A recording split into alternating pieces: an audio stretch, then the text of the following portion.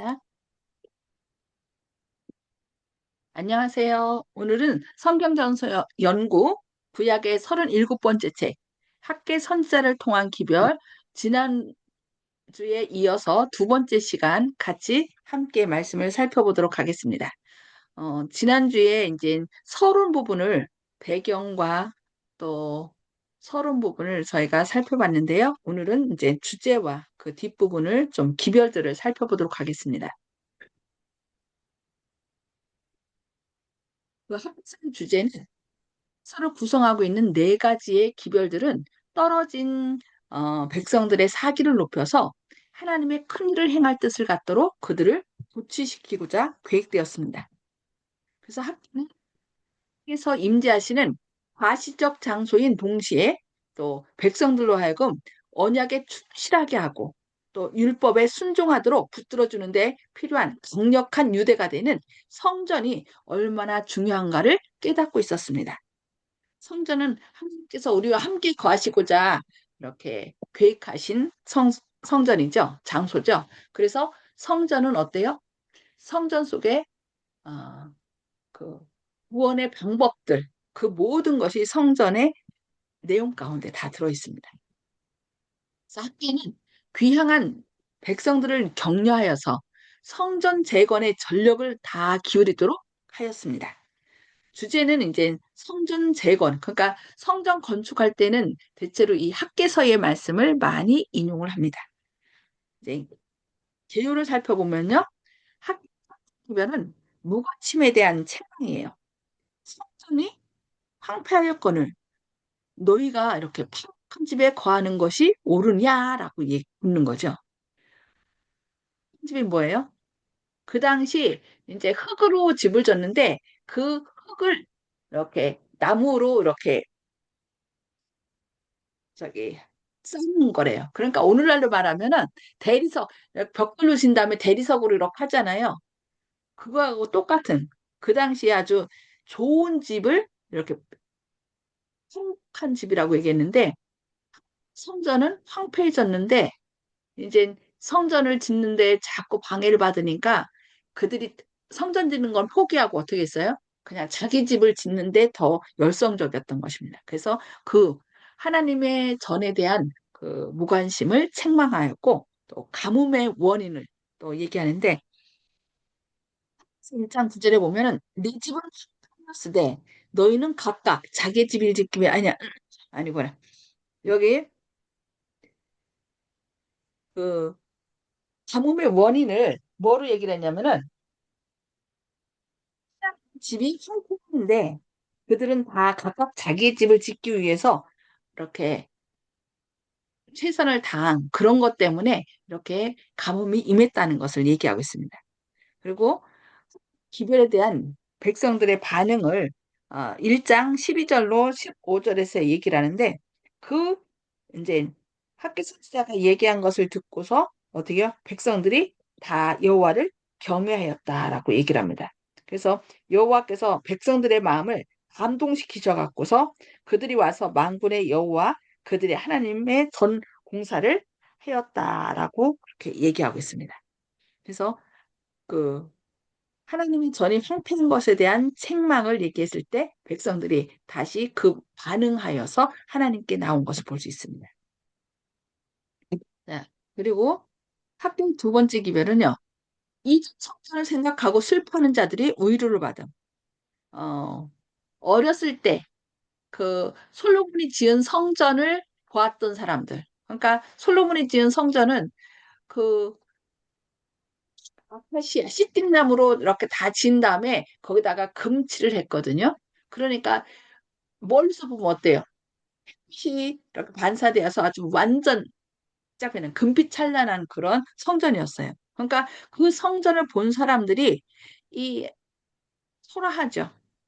그들이 귀환해 갖고서 성전을 건축하는데 그 옛날 아주 휘황찬란하던 그 성전을 생각하던 사람들은 슬퍼할 수밖에 없었다는 거예요.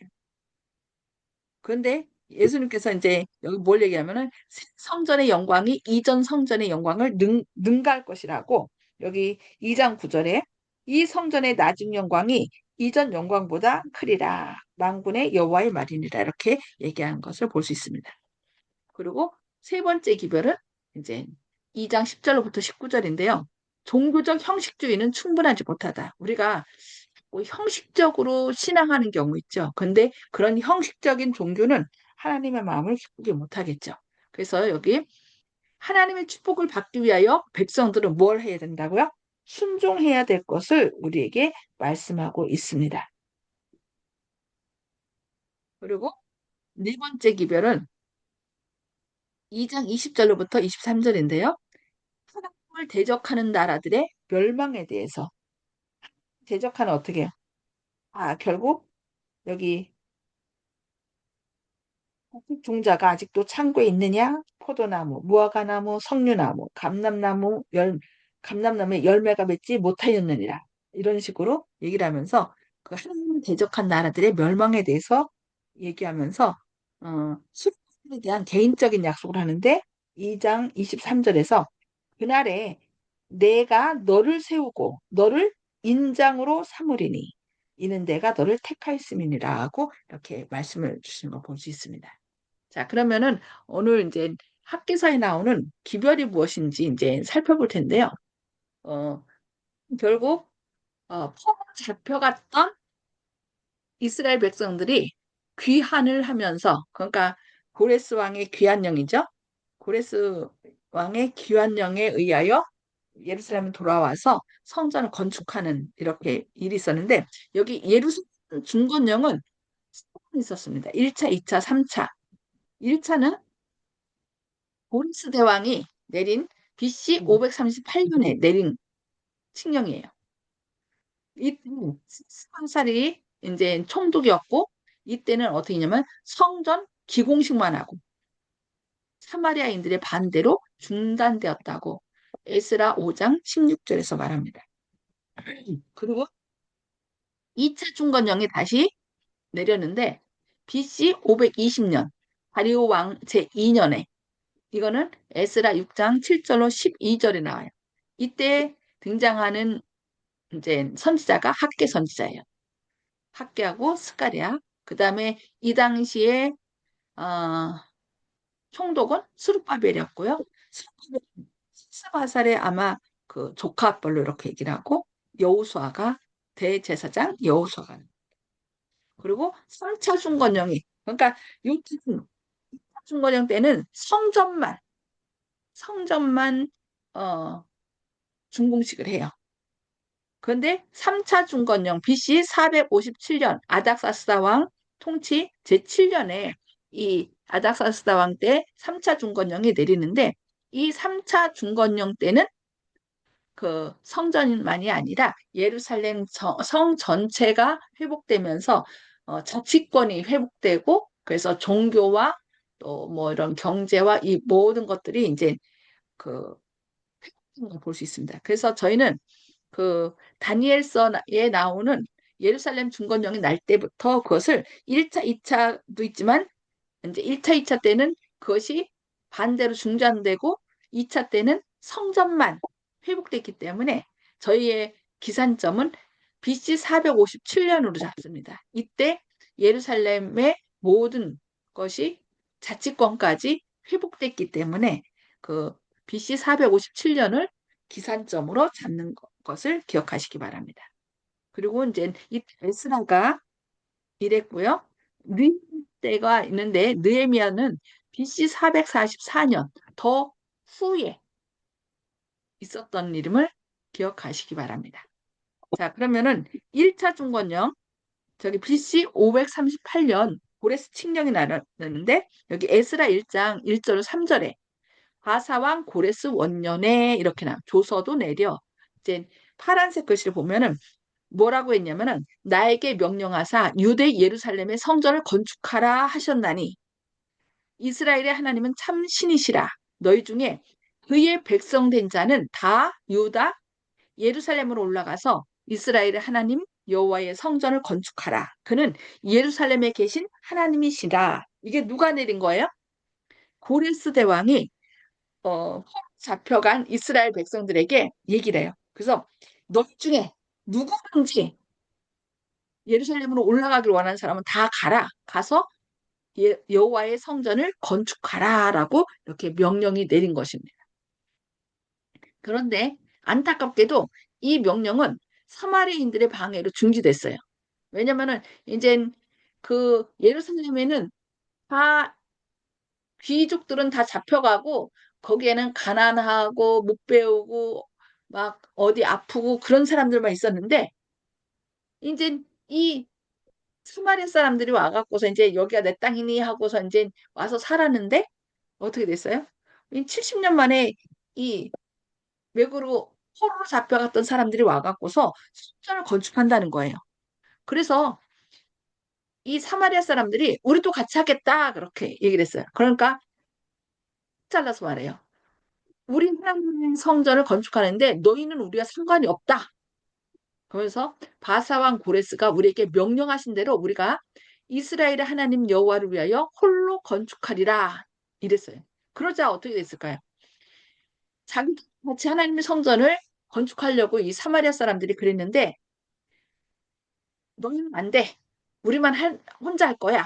라고 얘기를 하니까 이때부터 그 땅 백성, 그러니까 사마리아 사람들이 유다 백성의 손을 약하게 하여 그 건축을 방해하되 바사왕 고레스의 시대부터 바사왕 다리오가 즉위할 때까지 관리들에게 뭘 줬다고요? 뇌물을 주어 그 계획을 막았다라고 얘기해요. 그래서 이때부터 사마리아 사람들과 예루살렘 유대인들이 뭐가 된 거예요? 원수가 된 것을 볼 수 있습니다. 그래서 어, 예루살렘 성전을 쌓는 일이 방해를 겪게 된 거죠. 그래서 결국은 이제 하나님께서 부르신 걸 볼 수 있습니다. 1장 1절에 다리오 왕 2년에 제2년 여섯째 달 곧 그 달 초하루에 여호와의 말씀이 선지자 학기로 말미암아 스알데엘의 아들 유다 총독 스룹바벨과 여호사닥의 아들 대제사장 여호수아에게 임하니라 이렇게 얘기를 하고 있습니다. 자, 근데 여기 다리오 왕 제2년에 이렇게 다시 그 고레스 왕이 내렸던 조서가 어떻게요? 방해 사마리아 사람들의 방해로 인하여 중단됐다가 다시 다리오 왕 제2년에 어떻게 된 거예요? 다시 내려진 거예요. 고레스 왕이 이런 조서를 내렸는데 내가 다시 명하노니 뭐 그러면서 다리오 왕이 다시 중건을 내린 거예요. 근데 여기 보니까 여호와의 말씀이 선지자 학계가 나오고요. 스알디엘의 아들 유다 총독 스룹바벨, 그 다음에 여호사닥의 아들 대제사장 여호수아에게 임하니라. 그러니까 여기 선지자인 학계가 있고요. 여기 스룹바벨이 있고 대제사장 여호수아가 있습니다. 그래서 여러분 여기서 뭘 볼 수 있어요? 일을 하는데 어느 한 사람 혼자 사는 것이 아니라 선지자와 수룹바벨. 이 수룹바벨은 누구의 아들일까요? 다윗의 후손이에요. 유다 지파. 그러니까 선지자가 있고 그다음에 총독 그러니까 유다 지파가 있고요. 여호사닥의 아들 대제사장 여호수아. 여기는 누구예요? 아론의 후손이죠. 그래서 이 세 그룹이 선지자와 총독과 행정부죠. 그다음에 대제사장 여호수아 레위인 이렇게 세 그룹이 함께 일하게 되는데 이것이 학계 1장 1절에도 나오고 2장 2절에도 나와요.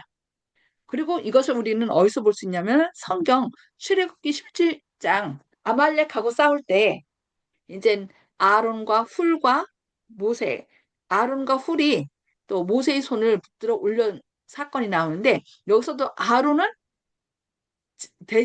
제사장이었죠. 훌은 유다 지파예요. 그 다음에 모세는 부름을 받은 선지자. 그래서 언제나 하나님께서 일하실 때는 선지자와 그 왕권과 행정권이죠. 그 다음에 제사장 이 세 부류가 서로 협력하여 일하는 것을 볼 수 있습니다. 그래서 무슨 일을 할 때 이 마지막 때도 우리가 서로 온전히 연합할 때, 아, 나는 뭐 목사가 아니니까, 나는 집사가 아니니까, 나는 장로가 아니니까, 아니에요.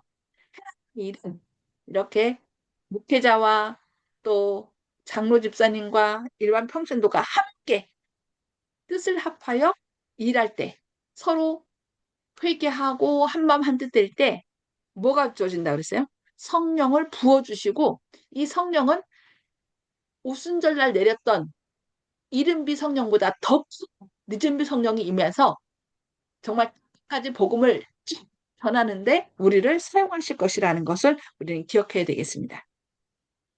자, 그러면은 서의 말씀을 하나하나 좀 살펴보겠습니다.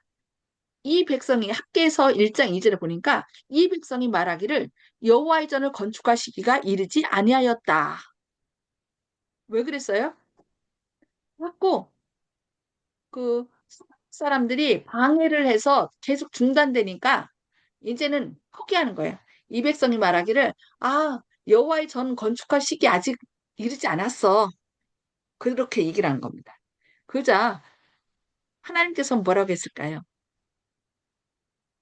이 성전이 황폐하였거늘 너희가 이때에 황박한 집에 거주하는 것이 옳으냐? 아까 판벽이 뭐라 했어요? 흙으로 지은 집에 널판을 대었다는 거라 그랬죠. 오늘날 말하면 대리석으로 치장했다. 그러니까 하나님의 성전은 황폐했는데 이렇게 너희 집은 아주 아름답게 꾸미느냐 이런 걸 얘기하면서 주께서는 당신께서 택하시고 인도하는 하시는 사람들에게 이렇게 즉각적인 여호와의 전을 건축하라 했으면은 그냥 알았습니다 하고 순종하게 즉각적인 순종을 기대하신다는 것입니다. 이렇게 뒤로 좀 미루자는 요청은 하나님께 욕이 된다라고 했어요.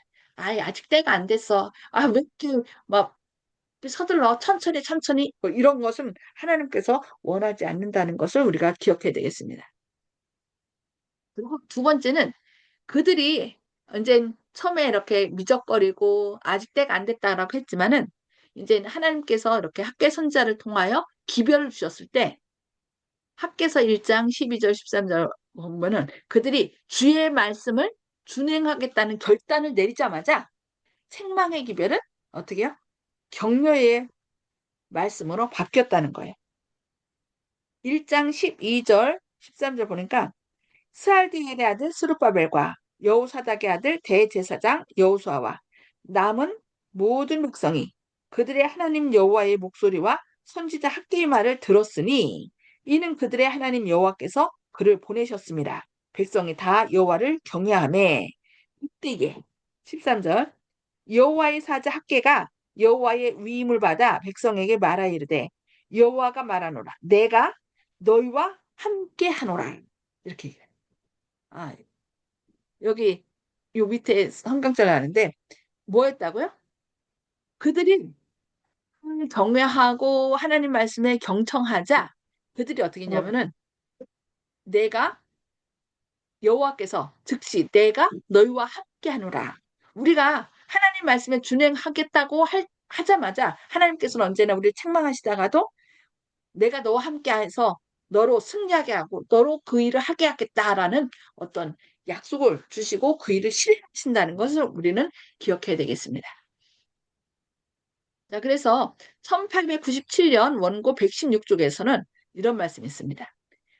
백성들이 단지 그분을 의지하고 믿기만 하면 하나님은 그들을 뭐 하실 것이다? 축복하실 것이다. 이렇게 말씀하고 있습니다. 언제나 하나님의 약속은 뭐가 들어있다고 그랬어요? 수단과 방법이 다 포함됐다고 그랬어요. 그래서 우리가 그 약속을 믿고 나아가면 하나님께서는 우리가 생각하는 것, 우리는 더하기로 생각하면 하나님께서는 곱하기법으로 축복하시고 또 복을 주신다는 것을 우리는 기억해야 되겠습니다. 자, 그리고 네 번째 기별인데요. 여기 두 번째 성전은 특별한 의미에서 메시아가 직접 거기 임재하심으로써 그것을 영화롭게 하실 것이기 때문에 첫 번째 성전보다 클 것이었다. 리변 헤랄드의 1907년 12월 12일자에 이렇게 말씀했습니다. 여기 두 번째 성전은 무슨 성전이에요? 첫 번째 성전은 누가 졌어요? 솔로몬이 지은 성전이고 여기 두 번째 성전은 이제 귀한 영에 의하여 그들이 와서 이 합객 때 다시 이렇게 짓는 거예요. 그러나 그 성전에 누가 임했다는 거예요? 메시아가 직접 거기 임재하심으로써 그 솔로몬의 그 휘황찬란하게 지었던 그 성전보다 더 영화롭게 하실 것이다라고 말씀하신 것입니다. 이 성전은 그래서 우리와 거하시기 위하여 짓도록 하신 것이죠. 그래서 출애굽기 25장 8절에 내가 그들 중에 거할 성소를 그들이 나를 위하여 짓되 언제나 우리와 함께 거하시길 원해요. 그러나 죄인 채로 우리와 함께 하실 수 없기 때문에 이 성소를 통하여 성소를 짓게 하셨고 성소의 모든 과정을 통하여 죄인이 어떻게 하면은 의인이 되어서 하나님과 영원히 함께 할 것인지 그 구원의 과정을 우리에게 말씀해 주신다는 것을 기억하시기 바랍니다. 그래서 예수님이 실제로 이 땅에 오셨을 때 요한복음 2장 21절에 예수는 성전된 자기 육체를 가리켜 말씀하신 것이라. 그러면서 이 성전은 헐고 내가 사흘 후에 다시 세우리라 이렇게 말씀한 걸 볼 수 있죠. 예. 그래서 예수님은 직접 성전이 되셔서 그 모든 그 실제로 성전의 그 모든 의미 속에서 우리를 어떻게 구원하시고 뭐 성전의 문이 되시고 또 실제로 그 뭐 촛불이 되시고 생명의 떡이 되시고 향이 되시고 뭐 이렇게 모든 것을 그 자신에 비춰서 이렇게 말씀하신 것을 볼 수 있습니다.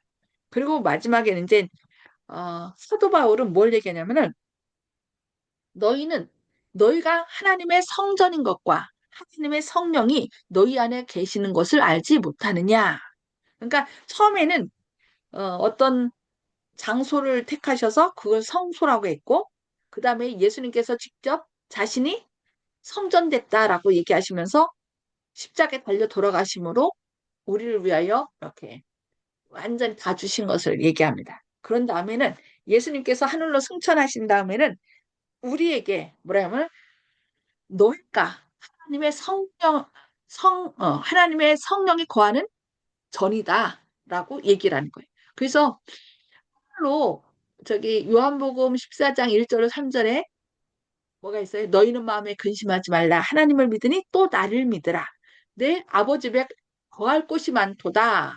그렇지 않으면 너희에게 이르렀으리라. 내가 너희를 위하여 처소를 예비하러 가노니라고 이렇게 얘기해서 하나님께서 예수님께서는 꼭 우리를 위하여 어떤 집을 짓고 계신 것처럼 이렇게 하는데 그 집을 짓는 게 아니라 결국 뭐예요? 하나님께서 거하시는 성전, 우리가 함께 지어져 가는 성전이라고 에베소서에 보면 말씀하고 있거든요. 그러니까 우리 각자가 성전으로서 이렇게 하나하나 서로 합쳐져서 살아계신 하나님의 성전을 이루게 되는데 그 일을 잘 감당할 수 있도록 우리 안에 역사하셔서 온전한 하나님의 성전을 회복시키신다는 것을 우리가 기억해야 되겠습니다. 그래서 예수님은 누구든지 하나님의 성전을 더럽히면 하나님이 그 사람을 멸하시리라. 하나님의 성전은 거룩하니 너희도 그러하니라고 말씀하시는 것을 볼 수 있습니다. 그래서 이 포로 사단이 그 바벨론을 통하여 예루살렘 성전을 그러니까 솔로몬이 지은 성전을 흑파시키고 그 백성들을 포로 잡아갔잖아요. 그러나 또 하나님께서는 고레스를 통하여 귀한 영을 내리고 그들이 다시 성전을 회복하였을 때 성전 대신 예수님이 이 땅에 오셨어요. 그것처럼 우리 몸 성전인 우리의 몸을 거룩하게 또 하나님의 형상으로 온전히 회복됐을 때 예수님께서는 어떻게 계셔요? 자기 것을 찾으려고 이 땅에 오실 것입니다. 여기 실물교훈 29 쪽에 보면은 그리스도께서는 당신의 교회 안에 당신을 나타내 보이시기를 간절히 바라신다. 그리스도의 품성이 그분의 백성들 속에 완전하게 재현될 때 그분은 당신의 것을 찾으시려고 이 땅에 강림하실 것이다 라고 말씀하고 있습니다. 그래서 품성 회복은 늘 말씀하죠. 품성 회복은 복음의 핵심이다. 그리고 이 비밀, 복음의 비밀은 너희 안에 계신 그리스도시니 곧 영광의 소망이니라고 얘기를 하고 있습니다. 골로새서 1장 27절. 그래서 우리 안에 하나님의 형상을 온전히 회복하는 일에 우리가 최선을 다해야 되겠습니다. 그리고 다섯 번째 우리가 살펴볼 것은 그날에 내가 너를 세우고 너를 인장으로 삼으리니 이는 이건 수르바벨에게 하는 얘기예요. 이는 내가 너를 택하였음이니라 만군의 여호와의 말이니라. 앞 인증이 뭐라 했어요? 도장. 도장 그러니까 이 수르바벨을 도장으로 삼는다 했는데 우리가 도장을 언제 찍어요? 어떤 언약을 세우고 할 때 도장 없이는 인감 도장 같은 거 이렇게 찍잖아요. 근데 그거 없으면 우리가 아무것도 못 하는데 우리 하나님께서는 가장 중요한 하나님의 인을 치시고 인 결국 하나님의 품성이죠. 품성을 치시면서 우리를 하늘의 보석으로 여기신다는 것입니다. 그래서 그리스도인들은 그리스도의 보석들이다. 그들은 그분을 위하여 밝게 빛나야 하고 그분의 사랑의 빛이 흘러 나가게 해야 한다. 그들의 광택은 그들이 어떤 연마의 과정을 거쳤느냐에 좌우된다. 그들은 깎이고 낌을 받기로 정하든지 혹은 사는 채 남의 길을 택하든지 해야 한다. 예. 우리가 부족하지만 하나님께서 우리를 보석으로 하나님께서 가장 기뻐하시는 보석으로 삼으셔서 정말 그 자리에 딱 맞도록 우리를 갈고 닦으신다는 거. 때로는, 왜 그리스도인들이 왜 이렇게 어려움 당해요? 정말 하나님 계시다면 왜 그럴까요? 라고 우리가 말할 수도 있지만, 하나님께서는 그런 시련이나 또 이런 연말을 통하여 우리를 가장 아름답고 가장 필요한 적재적소에 우리를 딱 넣기 위하여 우리를 갈고 닦으신다는 것을 기억하시기 바랍니다. 그래서 시련은 우리를 내치려고 하는 것이 아니라 우리를 가장 아름답게 다듬어서 하나님께서 원하시는 곳에 딱 두시려는 하나님의 계획이라는 것을 기억하시고 하나님께 크게 쓰임 받는 저와 여러분 되기를 바라면서 오늘 말씀 여기까지 하도록 하겠습니다. 혹시 오늘 말씀 가운데 뭐 질문하실 거 있으신가요?